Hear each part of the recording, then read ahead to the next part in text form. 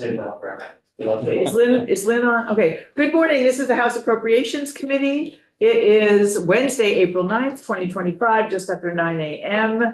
And we are delighted to have folks, this is not Tuesday, it's Wednesday, isn't it? We have Monica Ogilvy and Ashley Berliner here. Do you want to come take a seat at the table to talk to us a bit more about Medicaid programs, a little bit more in depth? Nolan has done a great job of giving us 101, and maybe we've graduated to 201 here. And then we'll later have you back in about specific grants and things, but this is your Secretary of Administration thought it'd be good for us to get a more in-depth overview. So have you ever testified in our committee? And how did we go around and introduce ourselves? We need to do that at least once a week, you know. Good morning. I'm Dave Iacoboni from Morrisville. I represent the Lamoille, Washington district. Greetings. Yeah. Good morning and welcome. John Krasenska from Burke, and I represent the Essex Caledonia district.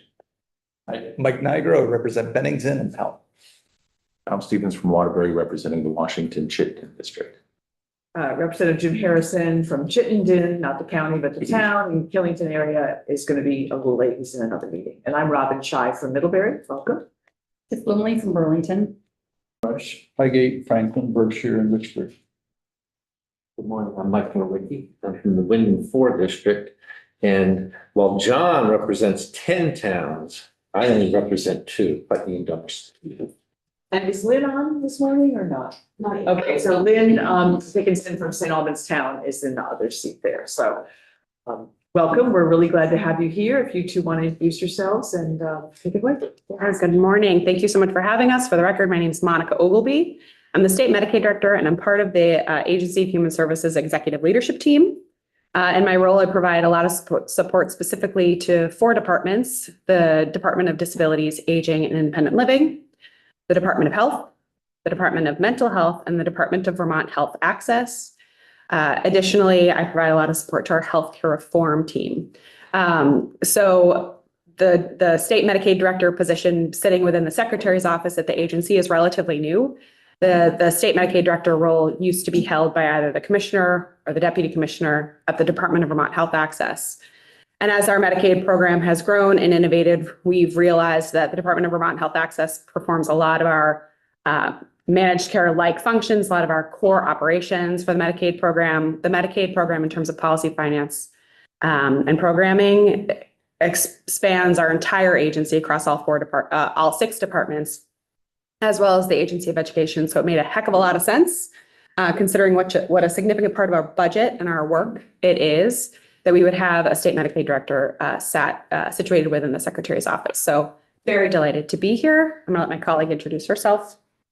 Thank you. Ashley Berliner. I'm the Director of Medicaid Policy for the Agency of Human Services, and I oversee the 1115 Global Commitment to Health Waiver. I work very closely with the Centers for Medicare and Medicaid Services. So why I'm here today to talk about what's happening federally, very close connection there. And me and my team are responsible for monitoring federal changes that impacts the Medicaid program and working with programs across the Agency of Human Services to make sure that they're implemented and that we're in compliance with federal law. So Ashley is going to get into some of the nitty gritty in just a moment, but I just wanted to do a bit of framing. There is a lot of talk, understandable worry out there about what's happening at the federal level and how it's going to impact our Medicaid program and the individuals that we serve through the Medicaid program, which is a significant number of people in Vermont. So we're here to provide some information, hopefully some assurance that we are in close contact with lots of very, very bright, in touch individuals from all over the administration and through community partners and federal partners that are the eyes and the ears on the ground of what's really happening in DC. And really trying to think thoughtfully about, okay, what are the policies that we're seeing gain some traction and momentum, and how might those play out in Vermont? And so we're doing a lot of watching, monitoring, modeling when there's a fiscal impact, and considering what things might look like should there be substantial cuts from federal dollars or implementation of policies at the federal level that will have an impact on Vermont. So What I do want to impress on this group is that, and this committee is that we don't actually know what's going to happen yet. And so right now it's a lot of watching and waiting and modeling and trying to figure out how we're going to proceed should something come down the pipeline, but we don't actually have a ton that's concrete yet. So this is just us forecasting some of the things we're seeing. We can share with you what we think are some of the more likely scenarios and what the impact might be on Vermont. But again, this is iterative, right? So we are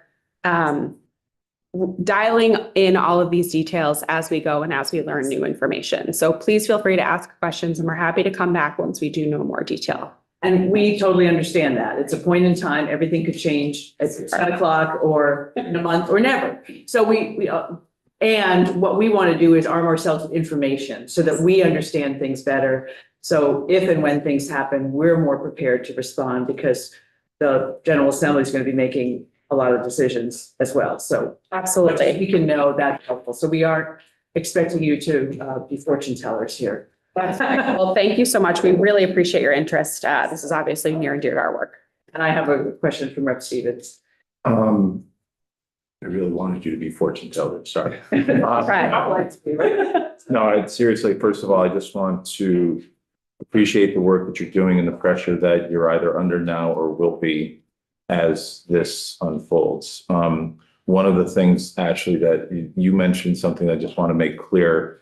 You are the director of policy and we've talked a lot about policy, which to me is something that somebody writes, in this case, on an executive order or that happens, which is different than federal law.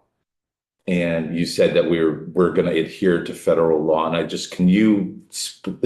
I heard a split there in the difference between federal law and policy. And I think there's so much of the drama that's happening is that when someone says something by fiat, we have to react.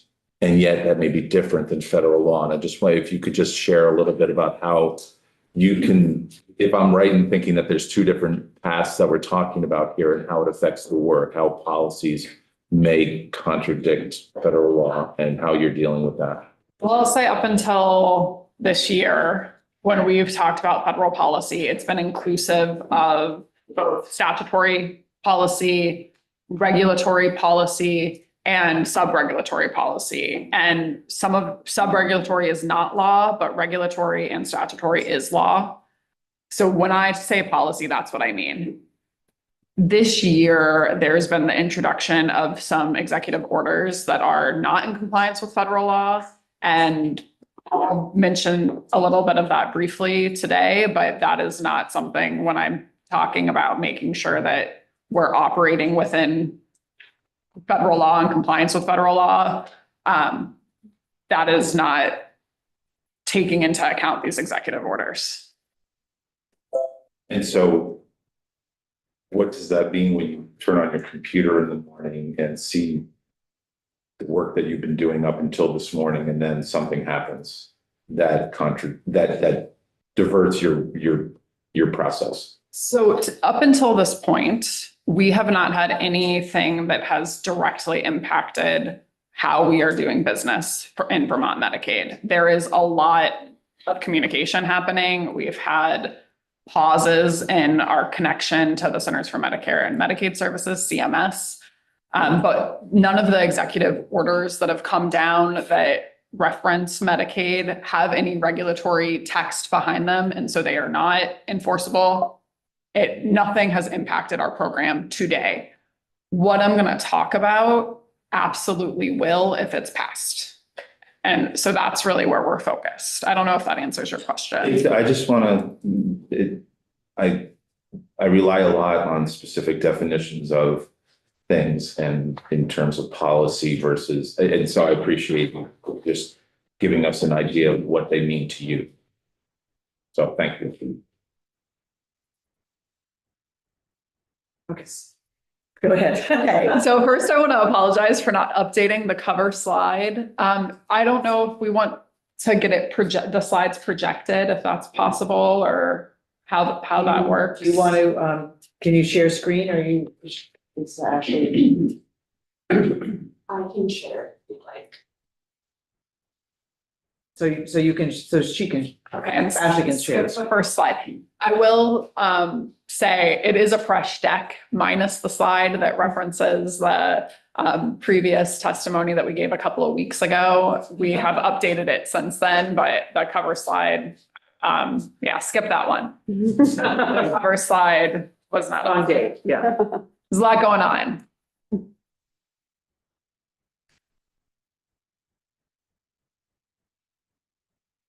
Okay. So I realize also I am someone that really doesn't like wordy slides, and I apologize for the density of these next couple. It's all good education for us, so appreciate it. It's the way this is broken down is, can you go back a slide? I'm sorry. I don't know why that's blank. It's not blank on my deck. They all have hard copies. Okay, well, let's We'll just do the start. hard copies. Great. Yeah, thank you. Sorry about that. We'll start And it then it out. would be posted on our webpage, so, okay, go ahead. The deck is broken up, the first two slides, into federal proposals with the most traction, and then later we'll get into other things that are happening that aren't getting as much play in Washington. So to start, one of the things we're hearing pretty consistently from everyone is that there is reconsideration of an enhanced FMAP or federal financial participation for the new adult group. The new adult group was something that occurred under the Affordable Care Act. And when people talk about Medicaid expansion across the country, they're talking about the new adult group. Could you just remind us, new adult is not people who just turned 18, which is what it's, I actually heard in other states, they call it the expansion adult group or something that makes more sense to me. I don't know how we ended up with new adults. It's New adult is the federal, it's the federal nomenclature, and it's new because they weren't eligible. It's newly eligible. Okay. That's really what it is. And it's, a lot of people refer to it as childless adults because prior to the Affordable Care Act, you couldn't come into Medicaid if you were just a poor childless adult without either a disability or having a caregiver role or being aged. So that's where that's coming from. And as an incentive under the Affordable Care Act, the legislature passed this 90% FMAP rate to incentivize states to cover this new adult group.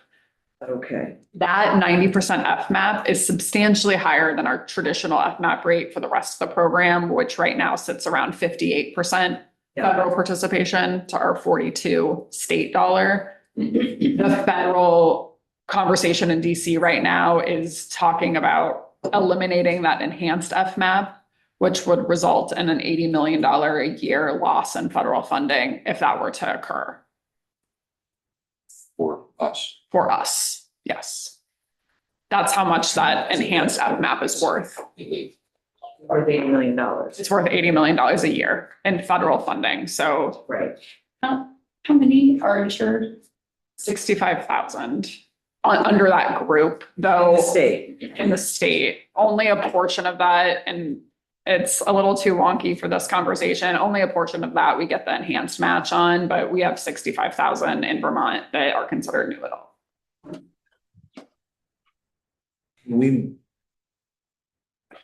I was about to ask, can we make an assumption that these numbers represent 57% of what it costs to run these programs with our 43% match? Or are there different levels of matching throughout? So we just have to. All right, as long as, I don't want to sit here and say 80 million and just try to do the math and come up with, so I just let it go at that. All of these numbers are going to be federal numbers. So when we're talking about the loss here, we're talking about $80 million in federal funding, not the state. It's the Right, but the federal- 80, but the 80 million may not represent 57%, which we're used to hearing about many Medicaid programs. Each program is going to have a slightly different match.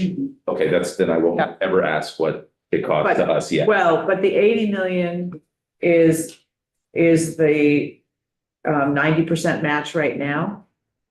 It's the delta between the 58% That's what I and want. 90. Okay, want to understand that number. Go ahead, So Wayne. just to be clear, we're losing 80 million in federal funds. So the match to that at 10% would be 8 million. So the total program go out of the door is 88 million, no? No, that's, the percentage changes. If this has not happened yet. It could happen. And so if it went to the regular FMAP at 57%, we would have to pay 43%. So this is the I difference understand between that. the 90 to the 53, but it doesn't say what the state funds would be to make up the difference. So I'm just asking, at 90%, how much, what's the state dollars that would be going out the door? You got 80 million going out in benefits. You got another, We have about 425 million going out in benefits for that population, 90% of which is funded. And Nolan, I'm just looking to you. We're not going to get into the like childless with child distinction. 90% of that is funded by the federal government right now. If this were to occur, only 58% of it would be funded instead of 90%. So what we're looking at in terms of making up in state dollars is the 80 million. That's how much we would have to make up.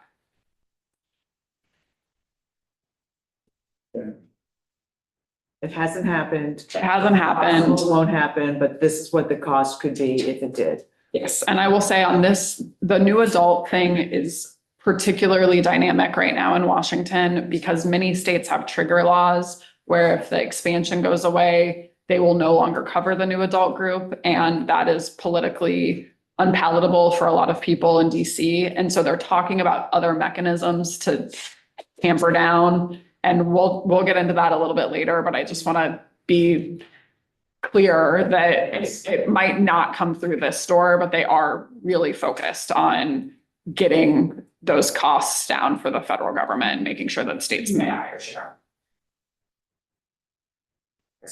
So the next thing on this table is FMAP formula changes, which is the federal Medicaid annual percentage, I think is what it's, or maybe assistance program. I don't know.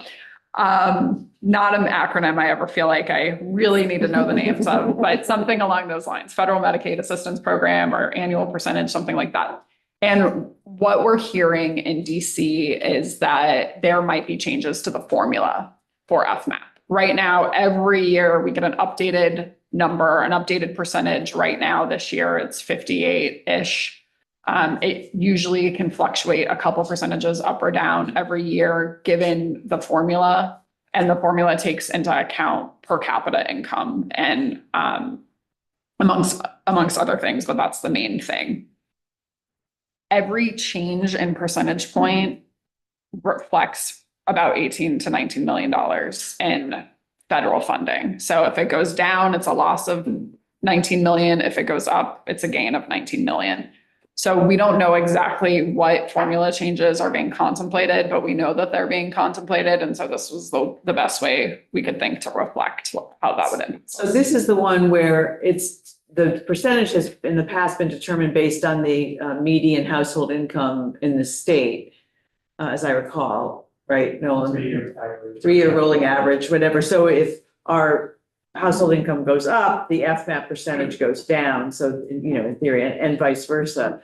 And I did see last week, the state got an estimate of what the FMAP percentage change would be for FY27.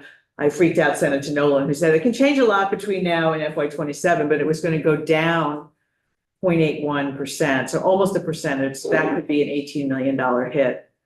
If that were to happen, but it was in FY27, and obviously a lot can happen between now and FY27. Is it federal 27? Yes. So that'd be October 1st of 2026. Okay. Yeah. All right. Thank you. The third line here is a limitation on provider taxes. We've heard indications that they might pursue restrictions on provider taxes. We've heard as much as eliminating them entirely or reducing the cap from 6% to 3% in one proposal. That seems to be the proposal we're hearing about most often. If that were to happen, going from a 6% provider tax to 3% provider tax, most of that revenue comes from the hospital provider tax in the state. We have a few others. They're nominal in the big scheme of things here when we're talking about this level of funding. It would reflect approximately $104 million in match that would be lost. And if that state match wasn't backfilled, it would be 250 million gross in Medicaid cuts that would be needed. So the provider cuts generate the state match that then gets grossed up by the federal funding. Is this at all global commitment stuff too, or is that not? It's funding that goes into, I believe, the general fund. It's not directly, Right. it's not directly put into. Yeah, okay.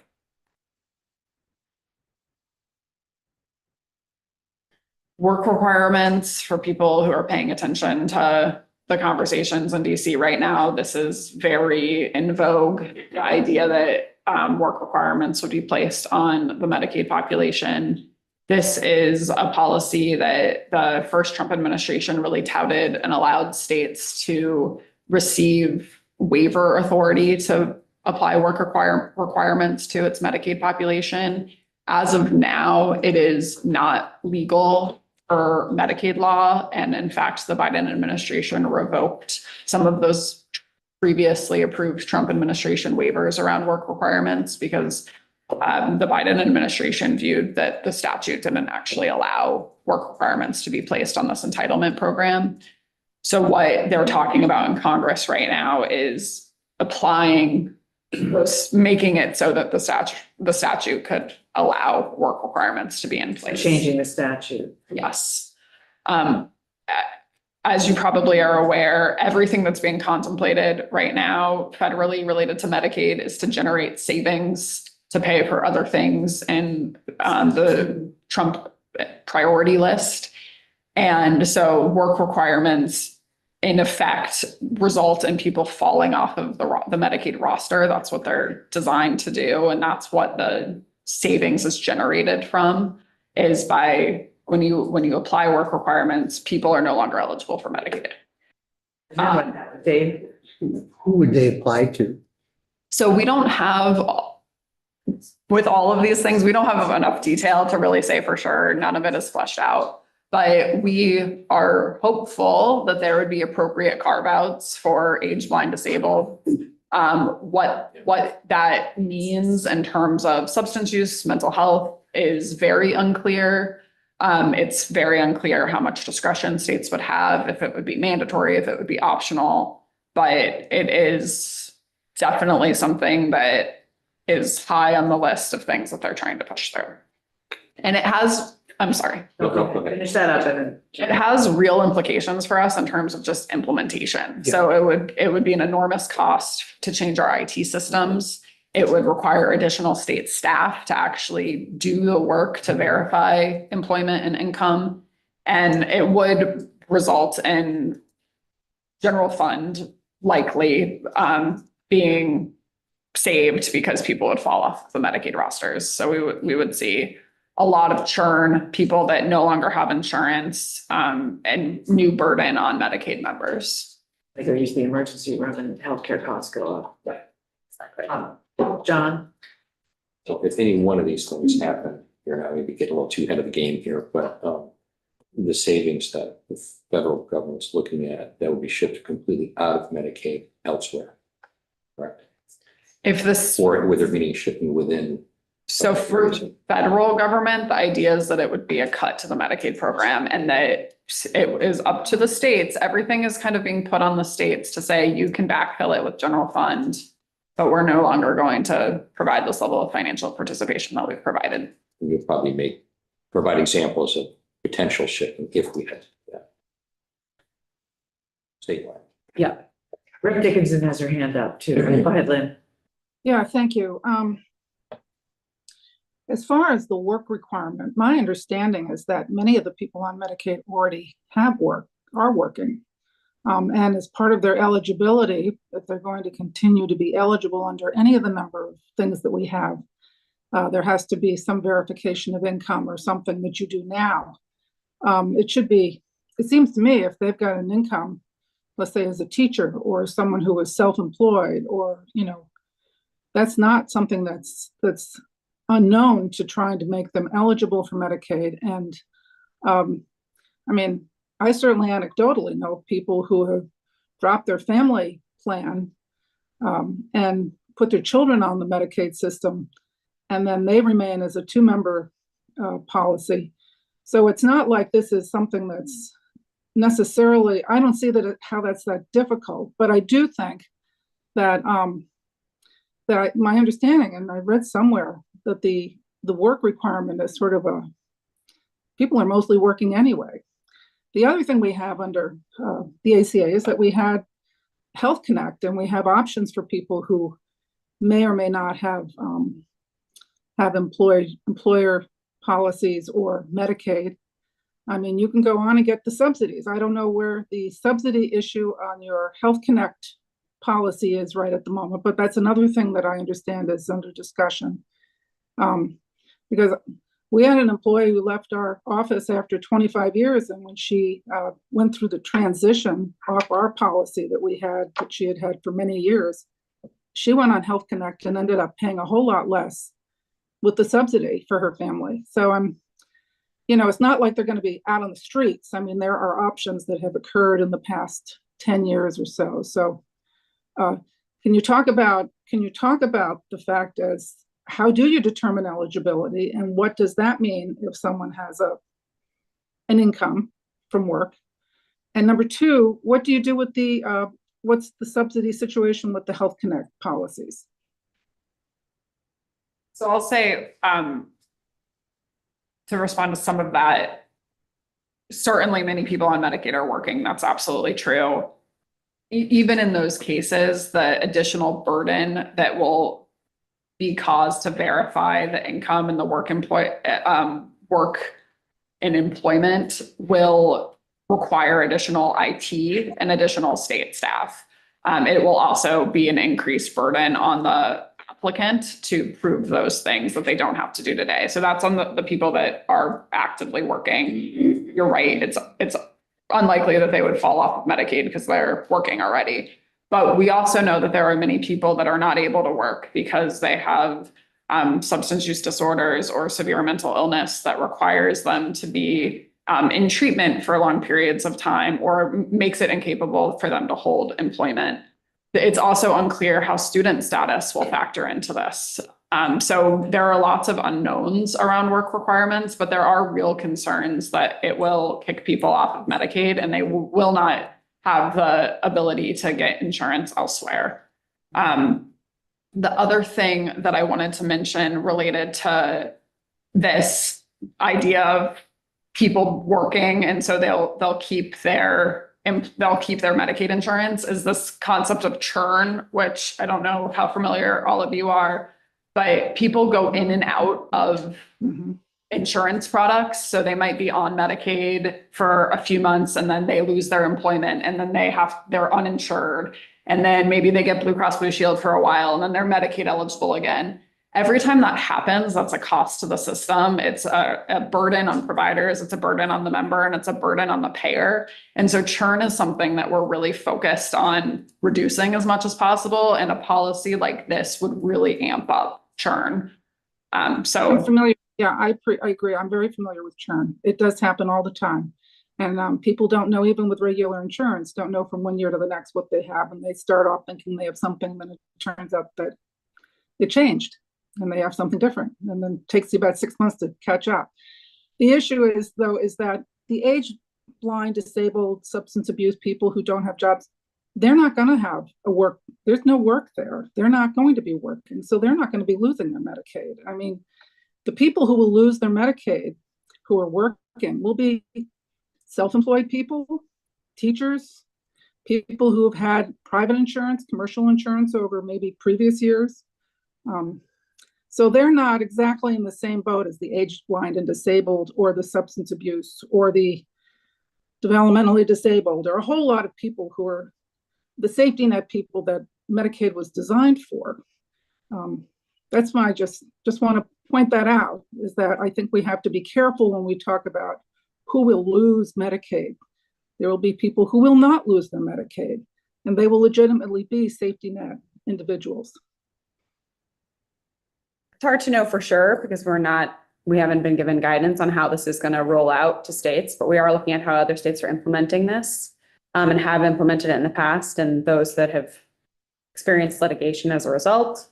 and how they've navigated that. So we are looking at how the other states do this. I did want to note that on the point of federal subsidies, I'm sure you're aware, there's a whole slew of them ending at the end of the calendar year 2025, which has a price tag of about $65 million, and that for the state. And so that is something that helps marketplace plans be more affordable for a lot of Vermonters. That's how they've been so inexpensive. Yeah. Yeah. So they won't be as affordable or accessible. That's right. That's right. All right. So let's keep going here. Thank you. So the next thing here is per capita caps. We're hearing a lot of conversation about per capita caps right now. I would say per capita caps and work requirements, if I were to bet, would be the things that are most likely to get through. Per capita caps would fundamentally change what Medicaid is in terms of a federal program. It has always, since its inception, been an entitlement program, which means anyone who is eligible for any services that they're eligible for, the federal government will pay a share of that person's care. Per capita caps for the first time would replace that entitlement open-ended system to actually put a cap on member spending. So individuals would be allowed, and this wouldn't be done at an individual level, but the idea is that certain eligibility groups would have a cap placed on them, let's say arbitrarily $2,000 a month for the new adult group or age blind disabled group. And anything that goes over $2,000 a month, the state is responsible for. The feds are no longer going to pay that care beyond $2,000 a month. So that's how a per capita cap. Is it like a block grant? No, Or is it formulaic, or what would it be? it will be formulaic. Yeah. We do not have details. We are looking closely at what the Congressional Budget Office has done for forecasting to assume savings as a result of per capita caps. The idea, though, is that it would be likely by Medicaid eligibility groups. So you would have different caps for different groups because they cost different.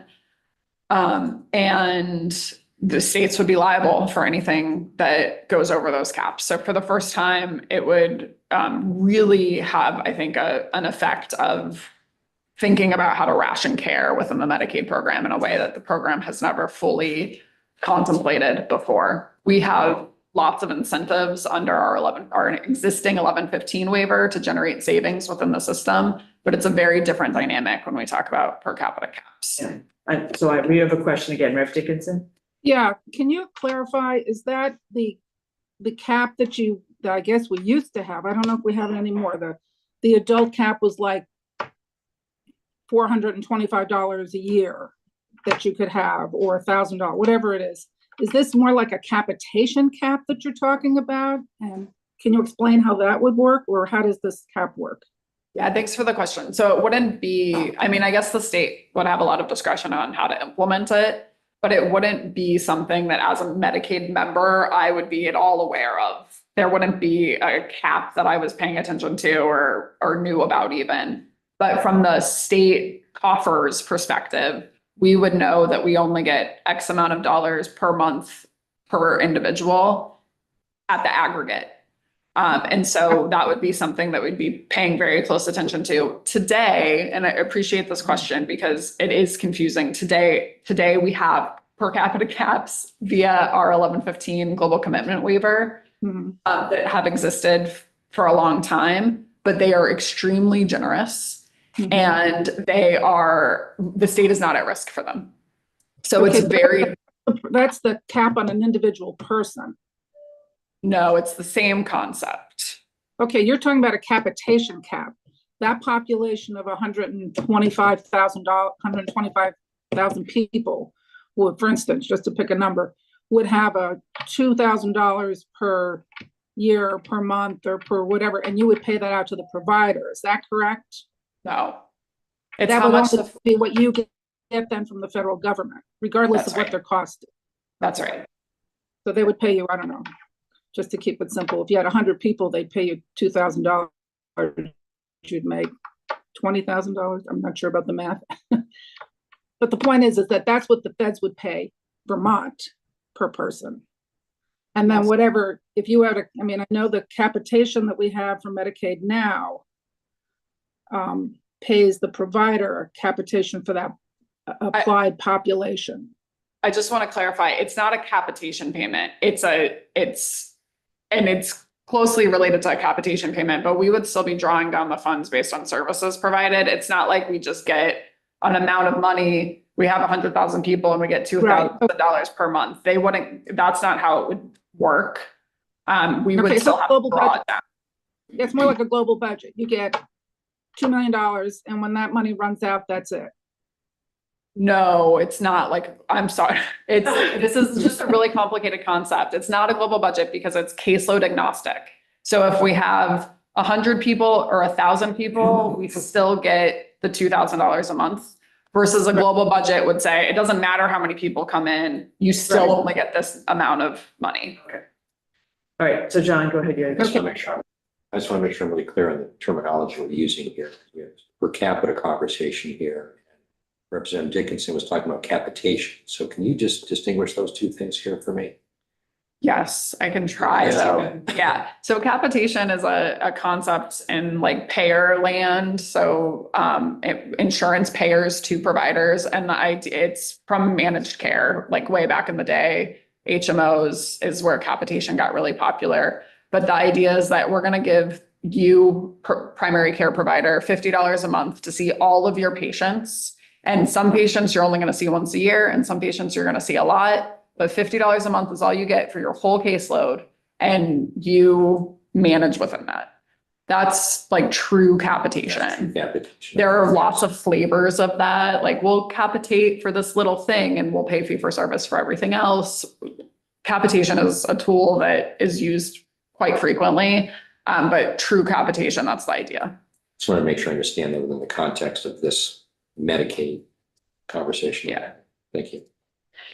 And so this is I appreciate the questions because this is a really nuanced and complicated thing. And like I said, I think this is very likely to come through if something were to pass. This is being heavily touted. We have existing per capita caps in our 1115 waiver. And so when I talk about this new per capita cap, it's with the assumption that if Congress passes per capita caps, it will be instead of our waiver caps.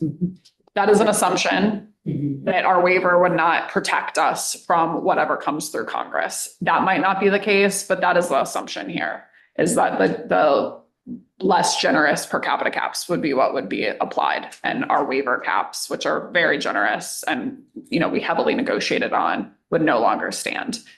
That is where this initial estimate of $1 billion over 10 years comes from, is the idea that our waiver caps would go away, be replaced by the new caps. So when you say $1 billion over 10 years, is that 100 million a year? Do we divide it by 10, or is it not really that? When you get to $1 billion over 10 years? So no, that's what it is. You're assuming 100 million a year for 10 years. Yes. We are seeing, and we're seeing different models, and the models actually, we just saw estimates come out Monday, I think it was. Yep. That isn't published yet, that actually has us at 2 billion over 10 years. So I would say more like a range that should be published next week from a really reputable source. This is from Kaiser Family Foundation. So we're getting a couple of different models that are taking different inputs at the national level and looking at CBO scores and trends. We haven't done our own modeling. We're relying on those people. As we get more information, we will, of course, dig in and do our own modeling, but not till it's time. Yeah. Yeah, go ahead. Tim. I just want to understand. So, like, can you give me an example of a waiver that would be capped under this, that currently serves Vermonters in a particular way, that would be, I mean, like, I'm just trying to because I know the 1115 waivers are things that are, I hear folks talk about, and I know that we're supposed to be entering a new phase of 1115 waivers, right? We've negotiated. these. Negotiation soon, yeah. Yeah, and I'm just wondering, where do you see this having, on what Vermonters do you see this having the greatest impact? So we're gonna get into that, but I think that is going to be a discussion in this building. Yes. So everything that you've seen today on this slide is just a hit to the budget. It's, I think, very deliberately putting the decisions in the state's hands. So when there's a loss of federal funding, do the states backfill? Do they cut? So that's the question. If we see some of these numbers realized, that's the question that will have to be answered. Later in this slide, I'll talk through the mandatory versus optional services and eligibility groups to give you a flavor of those things. But nothing being contemplated right now at the federal level goes after a specific service. But people who are under these programs will get affected. So new adults, well, the provider taxes is general fund issue, but work requirements, that affects Vermonters. The per capita caps, if they don't have enough money, that's a lot of work for you to also try to manage to that. So administratively, that's a burden on you guys, but it also is going to impact the healthcare of Vermonters in some way, I would guess, even if we don't know what that is. Right, and any spending above that is our responsibility as a state to manage. Right. Okay, So I know what's this the is next fun one? a lot. Yeah, the last one is a little bit of a different flavor. This is rescinding health-related social needs waiver authority. In January of this year, we just amended our waiver to get health-related social needs waiver authority, which allows us for the first time to pay for up to 6 months of rent and up to 6 months of medical respite. The Trump administration has already taken action to pull back waivers and, sorry, not pull back waivers, pull back guidance and say no new waivers. We are bracing for them to also potentially pull back existing waivers. That is not a foregone conclusion, but it is certainly the posture. This is something that is entirely within the administrative purview to do. It does not require congressional action. And it would, the other really important context here is we haven't actually implemented this yet. So our waiver was just approved in January of this year, and it says that we can't start paying for rent and medical respite until January of 2026. So it's not implemented. And as of today, we do not have any state match to support it. So this is more theoretical at the moment, but it is definitely something we're paying close attention to. So you said we have no state match budgeted. Well, okay. And so would the state match be 15 million? I'm looking at 35 million year gross, 20.5 million federal. What would the state match amount be?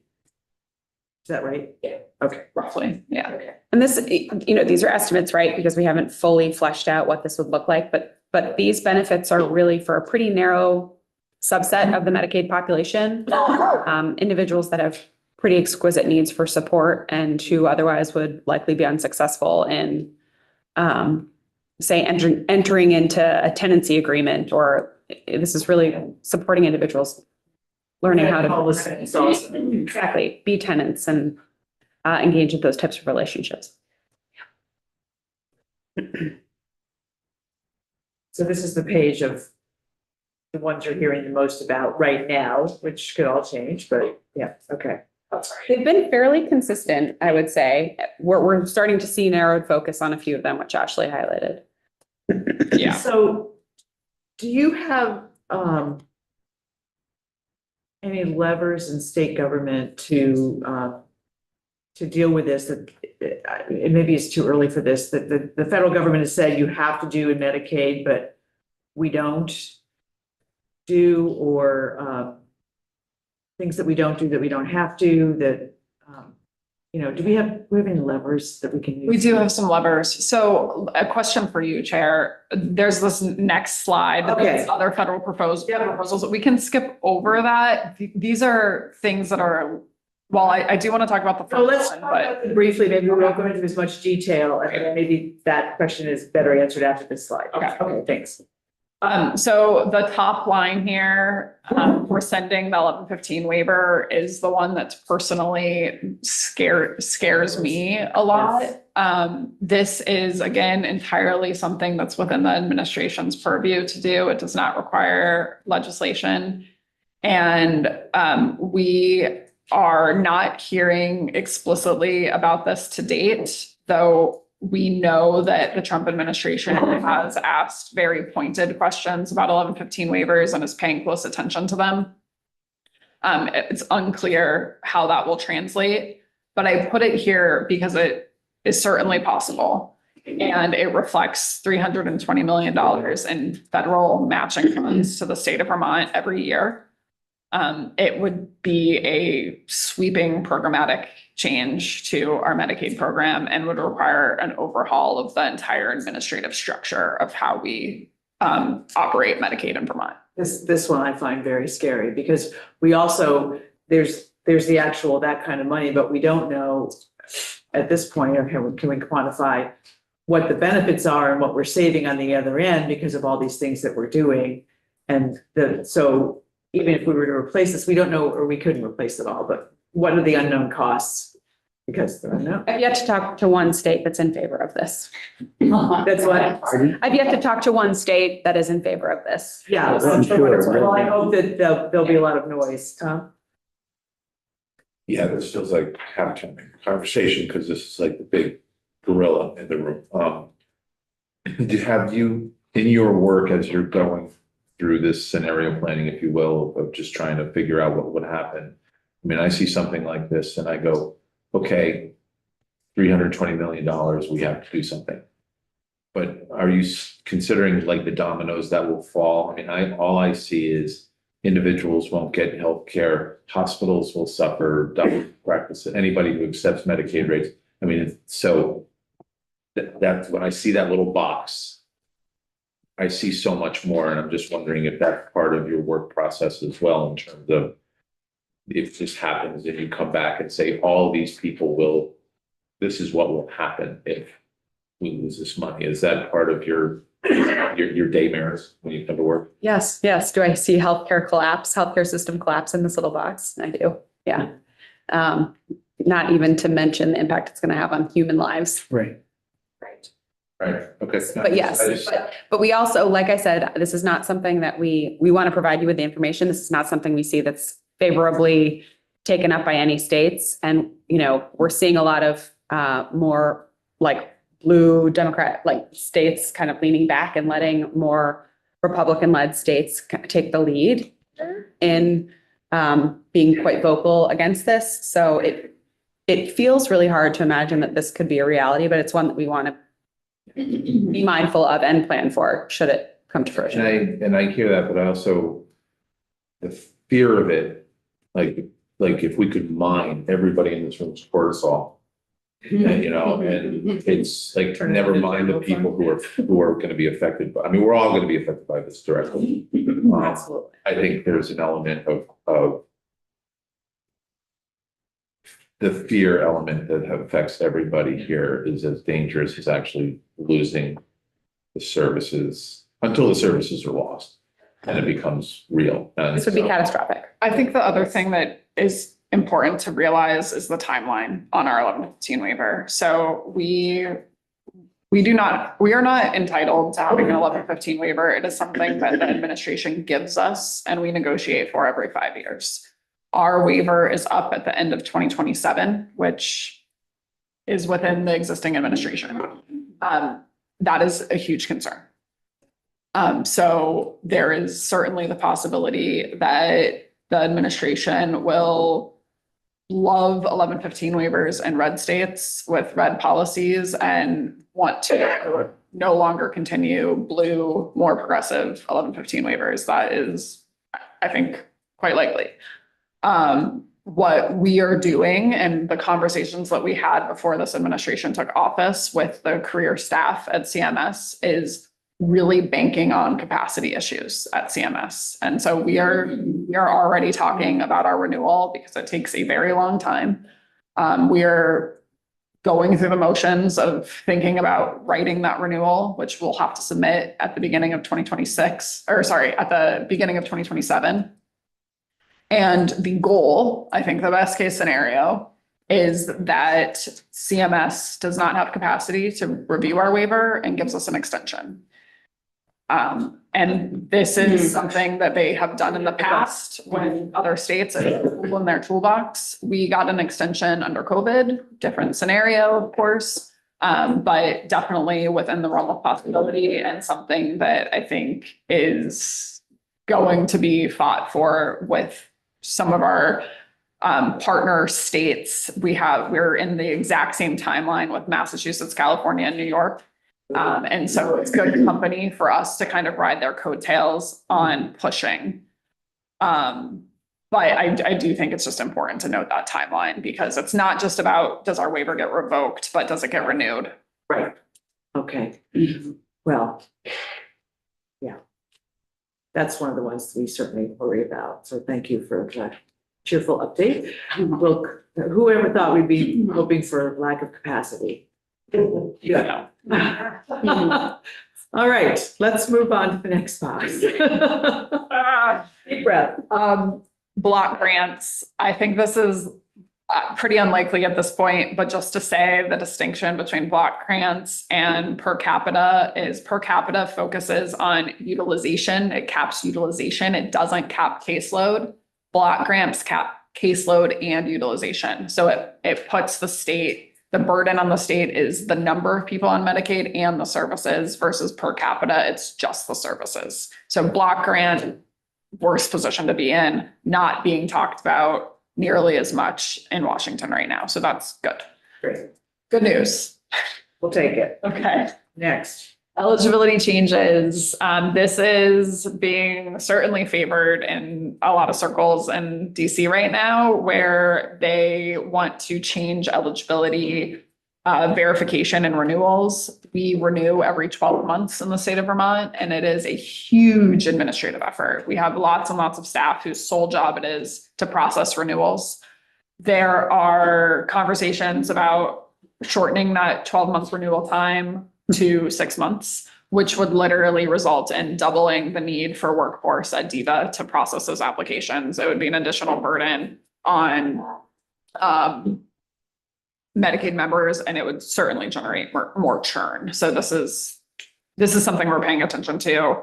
Not being talked about as much, but could very easily get swept in as reconciliation gets more developed.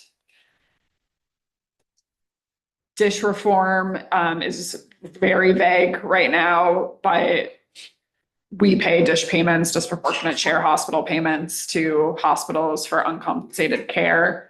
And there have been conversations about reducing or eliminating dish payments. And then gender affirming surgery. Oh, sorry. Oh, sorry, go ahead. What's the amount of 22 that? million. Huh? 22 million. Dish. Yeah. Thank you. On there because it's not clear whether they'll just eliminate dish or reduce dish. So hard to kind of project. And I will say we have some flexibility there, but we have for the past few years, it's been about 22 million. Yeah. That goes to hospitals. It does. Yeah. So they. In Vermont hospitals. Right, in Vermont, so they would feel something. Yes. They Significant. would be not happy. Yes. And then gender affirming care. So there was an executive order saying that HHS and CMS could no longer pay for gender affirming care for minors. This is something that does not have any regulatory teeth to it right now. In Vermont, we do cover gender affirming care for minors, though in 2024, we did not have any claims for that service. We would not, this isn't something that we would make any changes to absent regulatory language that would have to go through formal rulemaking. I'm sorry, going back to dish for 1 second. The $22 million that offsets the cost of uncompensated care, that gets passed on to the rest of us in some way, if this is missing. In terms of insurance premium, I mean, this is the story we hear about insurance premiums, is that insurance premiums have to cover some of this uncompensated care. But this is the small, I'm assuming of relatively, well, 22 million is pretty substantial, but is that a reasonable outcome? Absolutely. It's a little bit like what you were talking about before. What's the domino effect there? And we already know that, with approximately a third of Vermonters currently on Medicaid, third of Vermonters currently on Medicare, that it's a narrowing gap of commercially insured Vermonters. And so their Medicaid can leverage federal dollars to help support the healthcare system that has a benefit across the entire state, for all Vermonters, all patients. So yes, any loss there would be felt. Okay, thank you. I mean, not thank you, but thank you. Okay. That's what we have on our radar. Well, For, Lynn, go ahead. Yeah, while we're still on dish, can I ask another question? Go ahead. Okay, just heard you say that 1/3 of Vermonters are on Medicaid, 1/3 of Vermonters are on Medicare. That means 1/3 are either not covered or have commercial insurance. Is that correct? Commercial insurance, we have a very low uninsured population. And those are approximate numbers, but yeah. On the dish payment, do you have the numbers that the hospitals pay in their provider tax? And does the how much uncompensated Medicaid care is that trying to put a dent into? I mean, 22 million, I suspect they lose more, or they have to write off more, if you want to put it that way. Yeah, it's a Our provider tax. Lynn, you're breaking up, so maybe turn off your video. I think she started speaking like. Okay, let me try it again. Let me try it again. You're frozen on the screen, so turn off your video, Lynn. How much provider tax do the hospitals pay? Okay, turn it off. Can't hear you. Lynn, maybe No. get off. And it- Lynn, maybe get off and then come back in. And you can still ask your question when you Okay. come back in. Okay, There, now we can hear you. Try that again. okay. How much do the hospitals pay in total for provider tax, number one? Number two, does 22 million compensate for what do not get paid by Medicaid? And I guess those are the two questions I wanted to put this in perspective. What does that 22 million compare to? That's a very good question. I'm not sure of the answer. it's a little over 200 million in provider taxes Across all hospitals. across all hospitals. And Okay. and that goes into the general fund. So it's not like a direct line into Medicaid rates. So it's not apples to apples. It's hard to compare there. Okay, but the hospitals pay that out of their revenue. Yes. So they pay 200 million, they get compensated 22 million proportionally, just, Well, no, because the 22 million is based on a calculation and uncompensated care costs. The provider rates, the provider taxes are a revenue source to the state general fund, and Yeah. it goes into lots of things. It's not connected to uncompensated care. okay, and then, but the 22 million given Lynn, I'm sorry, you are breaking up. for something like Medicaid. Okay, Yeah, I'm gonna see if I sorry. can fix You might this. try Okay, getting thank off you. and coming back on. Okay, let's continue. good, Dave, go ahead. Roll the tape back about 20 minutes ago. Did I hear you right? Did you say there were approximately 32,000 people on Vermont Health Connect? On the exchange? 65,000. 65,000 new adults. Rolling back up, yeah, I thought I heard 65 million in tax subsidies Yes. for 32,000 people?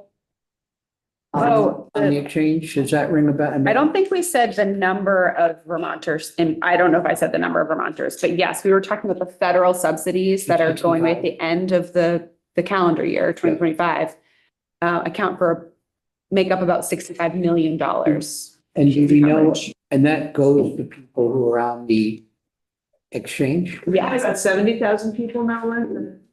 Not that many. No, so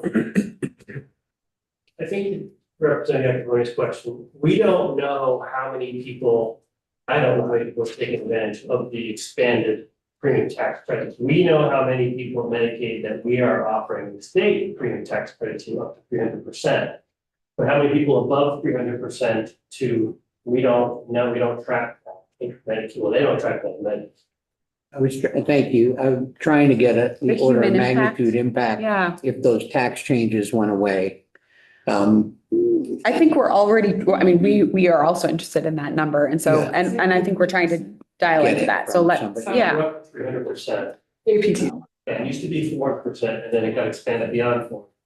Yeah, so we have about 15,000 people getting QHPs up to 300% FPL, which if that associates with the APTC, that would be about the impact, but Yep. I only know Medicaid, so I'm not I gonna. have a lot of constituents. I remember this carpenter, I was at a wedding and boy, I'm really pleased. I get $186 a month in this tax credit and I'm able to afford my insurance. And I always wince when I hear these conversations Right. because I'm like, boy, my buddy's gonna probably lose his subsidy. And last week I was at a place visiting with someone and was saying the same thing, his wife and he said, gee, our subsidy is a lot more than that. And we figure we're gonna be the first to go, being able-bodied professional people who are eligible for it. But we don't know, do we?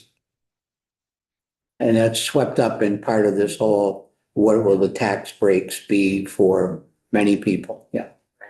Just trying to get a sense of the per person magnitude. Thank I'm you. happy to follow up. Yeah, if you could. I'd love to know how many, is there a way, if I said, hey, here are the towns in my district, how many people are on the exchange? I'll find out. Thank you. Again, they can only, for record, my joint fiscal, they can only tell you how many people are getting the state premium tax credit. Yeah, They can't tell you how many are getting the expanded premium tax credit above 4%, because DEVA does not track them because they don't pay for it, right. Somebody does. but not us. Understood. I don't think you'll get it out of the federal government anytime soon. Probably not. Yeah. Okay, let's go to levers. What levers do we have? I guess that was the question I was asking. That was the Really. question. No, it was great. So we do have levers. There are 4 of them by our count. One is backfilling with state-only dollars. Reducing rates, reducing provider rates, reducing eligibility, so limiting the people that can actually come on, and reducing the services for people that are receiving Medicaid. Obviously, any combination of these is also an option, but those are really where our levers are. So when you talk about you're reducing provider rates, those are the ones that we keep trying to fund because they aren't getting enough money to. So reducing provider rates will have, I mean, they all have impacts, right? Yeah, not good levers, just levers. Right, yeah, I know you're not addressing them qualitatively. But that one particularly just strikes me when we already have such an issue with primary care. Right, that might not be the first lever we would choose to pull. Yeah, so let's go into the last 2, the reduced Okay. eligibility and reduced services. Yes. So the next slide is the eligibility categories that are at play. Okay. In the Medicaid space, you have mandatory eligibility groups and optional eligibility groups. In the top of this box, you'll see a little square for people that have full Medicaid, and you'll see children, pregnant women, and new adults. For children and pregnant women, we are only obligated to provide Medicaid to people up to 138% of the federal poverty limit. For children, we go up to 317, and for pregnant women, we go up to 213. So can we just look, Nolan, what's the federal poverty limit? You've got the chart right behind you over there on the wall. So 100% would be about 15,650 per year for a household of 1. And for a household of 4, it would be about 32,150. That's at 100%. It's at 100%. Okay. So as you see, we have substantially higher income limits in those two groups. And then, of course, the new adult expansion population is not a required eligibility category, go up to 138% federal poverty limit.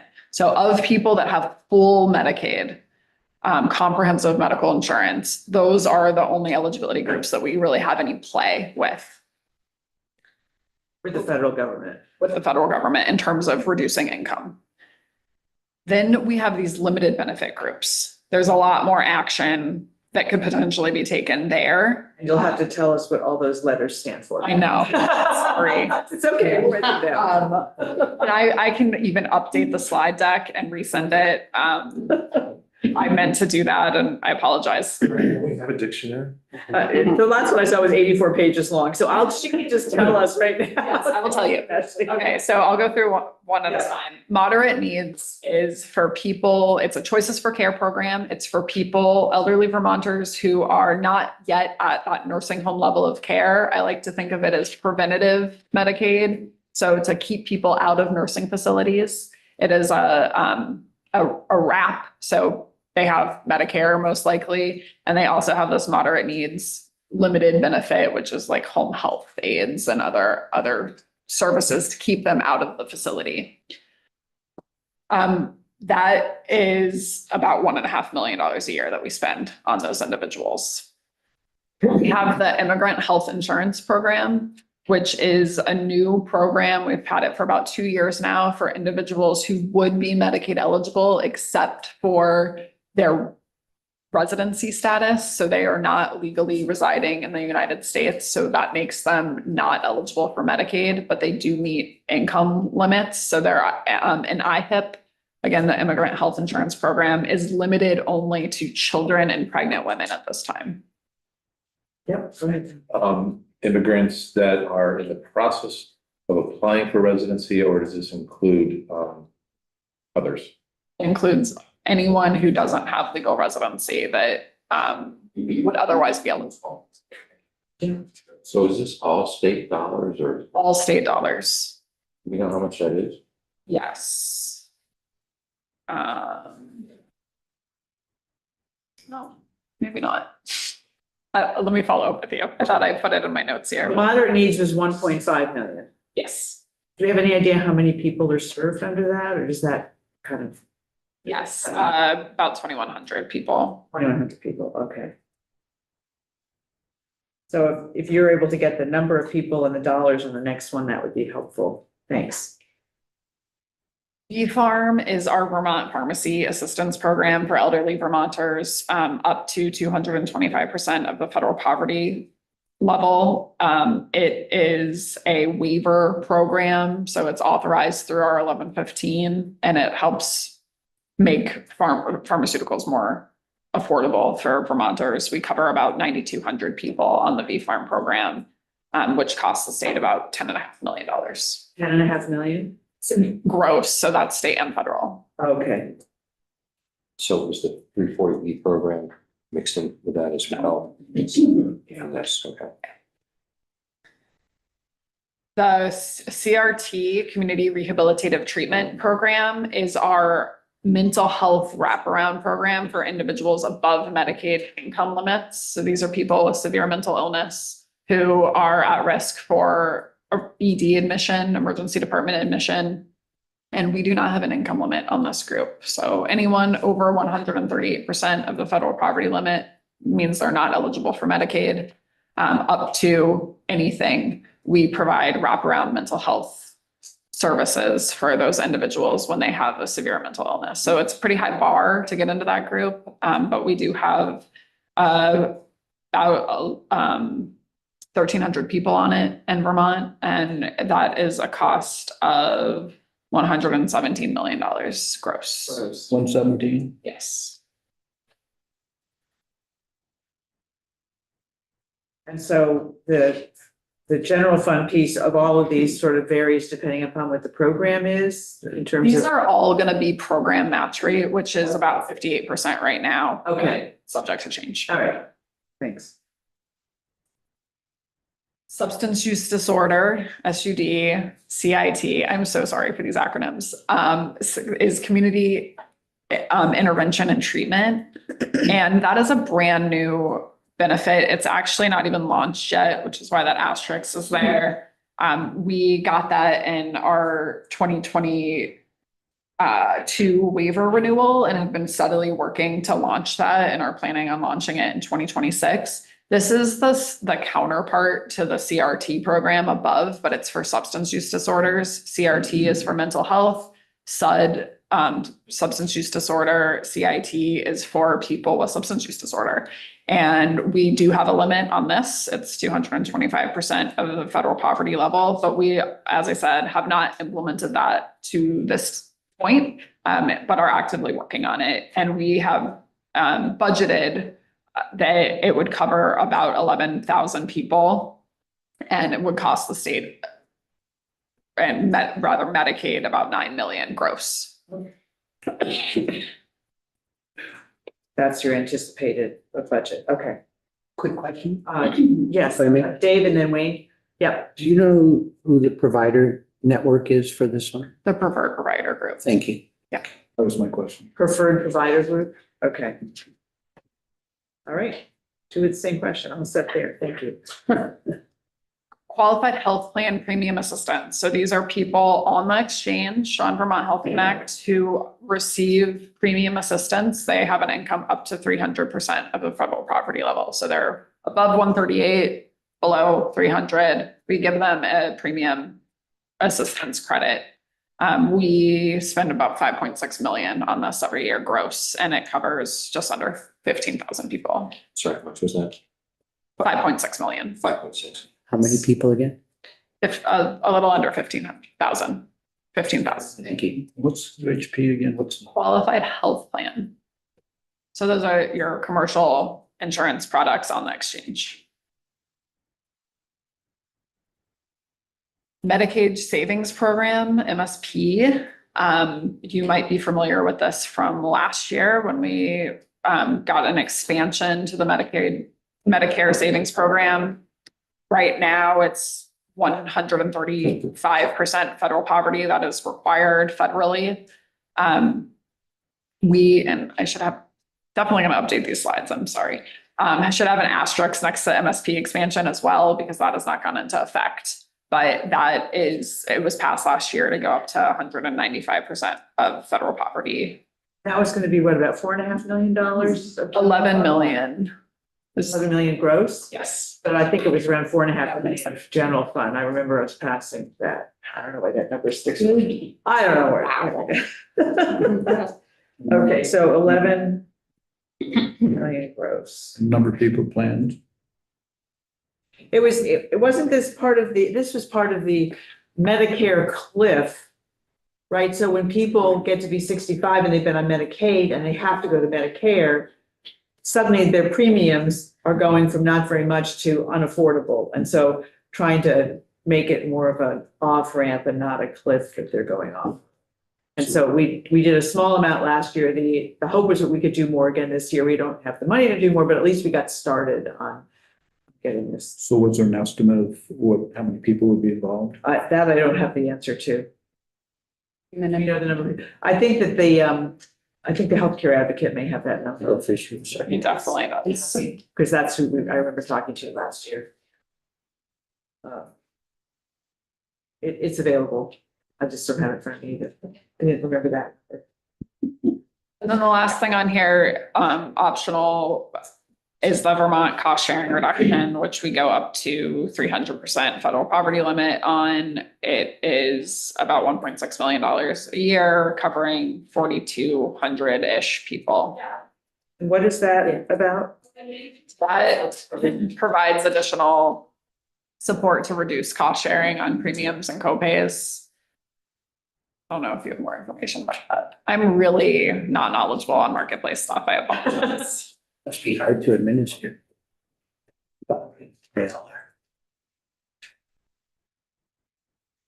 it's additional health care premium support? No, it helps with out-of-pocket costs. So what it does is the record when I wrote at this office. It's a subsidy that helps increase the actual value of the product to help people with their out-of-pocket costs. There's two subsidies in exchange. Okay, There will be premium tax credit, which help people pay for their insurance. yeah, Then there's the cost sharing reductions, which once they have the insurance helps reduce their out-of-pocket exposure. okay. Okay. I'm getting a time check here.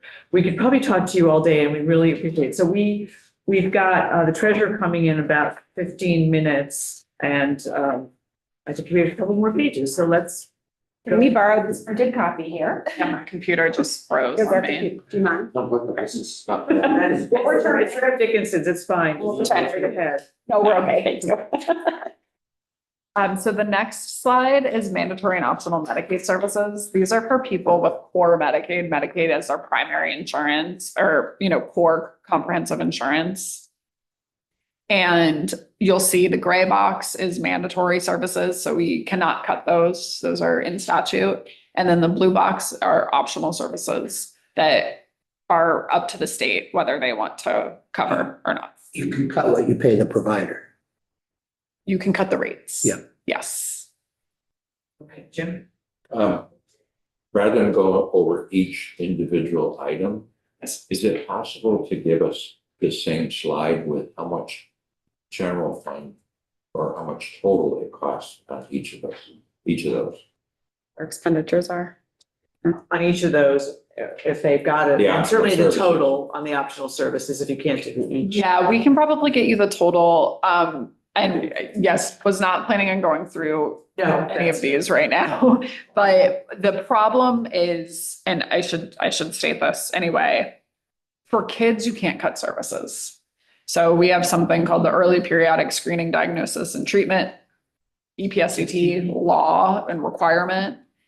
Nice. And that is a federal law, and that says that if it's medically necessary, regardless of whether it's part of your Medicaid program, you must cover it. And so we could cut all of these services for adults, but we cannot cut them for kids under 21. I think we're just talking about the optional, what the cost of the optional service. No, I understand. Okay. But it makes it hard to parse out the cost because the kids are part of the costs and they span multiple eligibility groups. I see. So we can look into that, but it might need to just be Did you take out kids? Right.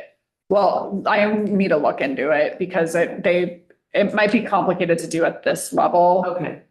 in any fast way, Okay. but I will get you what we can. Yeah, I mean, I think what we're interested in is, we know we have to do the mandatory and what's, maybe if we knew what the cost of the mandatory and the general cost we think of the optional, just so we have a sense of the ballpark.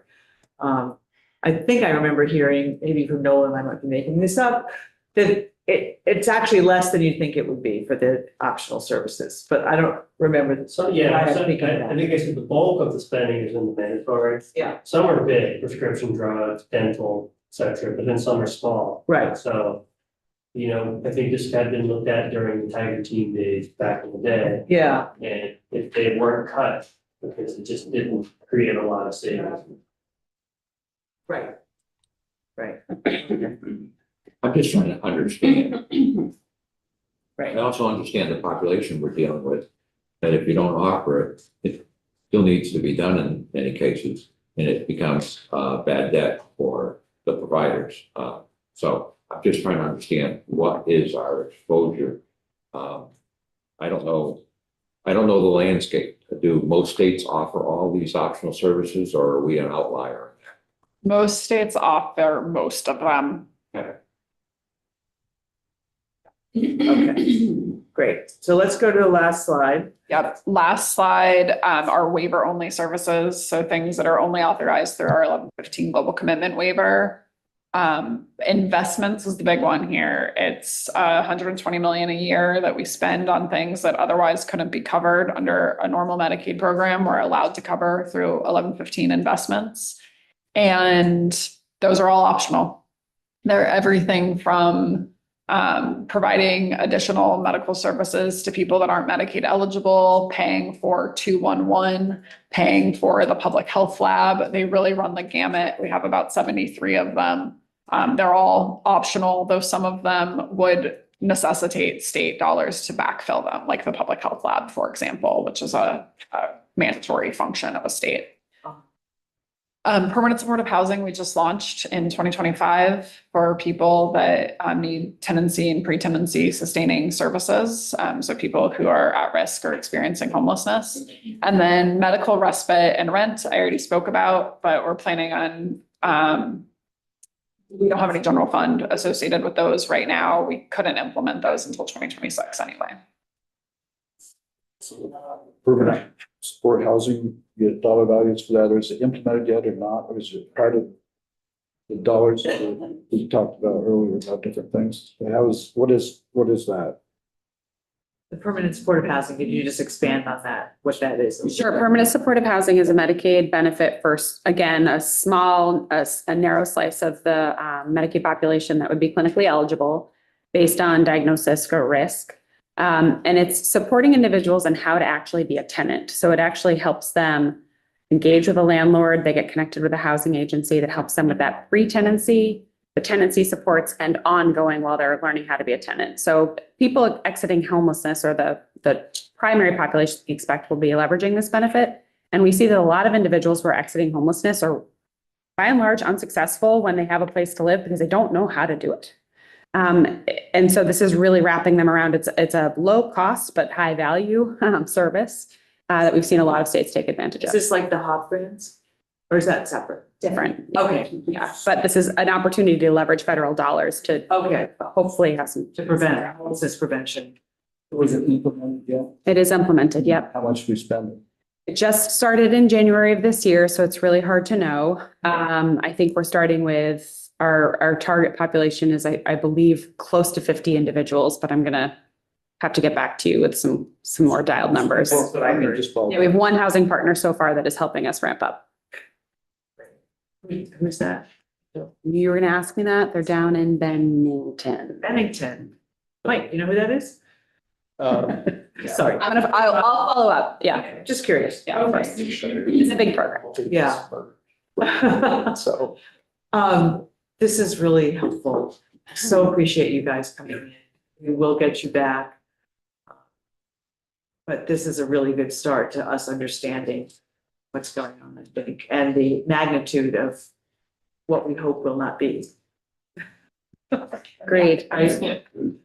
So, Thank you for having us. thank you very, very much. Thank you. We'll get you a fresh deck. Okay, with a different date, whatever, that sounds Different committee. Thank you, we really appreciate you coming in. Committee, we have the treasurer in at 10:30. Let's take 5 minutes, little break.